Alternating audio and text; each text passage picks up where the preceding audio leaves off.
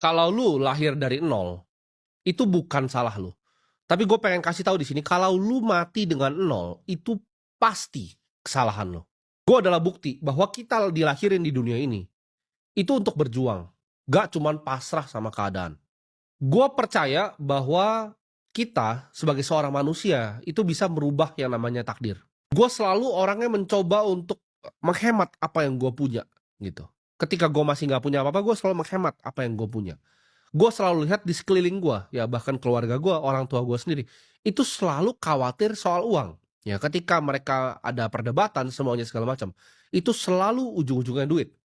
Dan di usia yang sangat muda, waktu itu gue 15 tahun, gue berjanji ke diri gue sendiri dan Tuhan yang di atas, bahwa kalau gue bisa menyelesaikan masalah uang ini, satu ya janji gue adalah gue nggak pengen uang itu jadi masalah lagi di hidup gue. Itu gue tulis di buku gue di paling depan. Kedua, janji gue kepada Tuhan yang di atas adalah ketika gue sudah capai titik itu, ketika gue sudah bebas secara finansial, gue akan bebasin sebanyak-banyaknya, gue akan bantu sebanyak-banyaknya manusia untuk bisa ikut bebas dari jeratan finansial. Karena gue tahu seberapa menderitanya.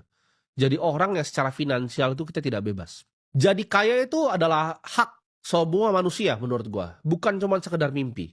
Dan jadi kaya itu selalu datang ke mereka yang berani untuk ngambil resiko. Kaya itu tidak pernah datang ke orang yang pecundang. Di saat gue gak punya uang ya, gue gak nyalain orang lain ya. Gue gak nyalain kenapa kondisi hidup gue seperti ini. Kenapa orang tua gue begini. Kenapa misalnya pemerintah begini. Gue gak pernah nyalahin faktor-faktor yang tidak bisa gue kontrol. Faktor-faktor yang di luar kendali. Yang gue bisa lakukan adalah apa? Apa yang bisa saya kontrol, yang saya bisa kerjakan hari ini, supaya hidup saya di masa depan bisa jadi manusia yang lebih baik. Gue berjanji gue akan fokus waktu itu untuk dapetin apapun ya. Apapun gue kerjain deh, asal lu bisa kasih gue uang. Lu mau ngejoki game, mau lu jualan sedotan, gue nggak punya gengsi. Mau jualan minyak rambut, gue nggak ada gengsi. Gue ngechat orang buat nge-sales, gue datang pintu ke pintu ke kafe-kafe, tanya manajernya ya, dilecehin secara verbal gitu. Gue nggak masalah ya. Apapun gue lakukan demi uang.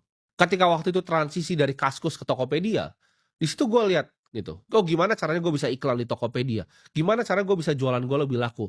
Apa value add yang gue bisa tambah di produk gue? Ya, gue nggak merenung di situ terus gue pasar sambil jualan santai-santai. Enggak, gue mikir terus setiap hari gimana caranya pomade gue ini lebih laku. Oh, yang lain cuma jualan pomade harga sekian. Gimana caranya gue jual harga yang sama, tapi gue kasih gratis sisir. Gue yang pertama menciptakan tuh di Indonesia. Jadi beli pomade gratis sisir itu gue yang bikin gitu. Akhirnya semua kompetitor contek gitu. Gue harus inovasi lagi, apalagi nih harus dijual.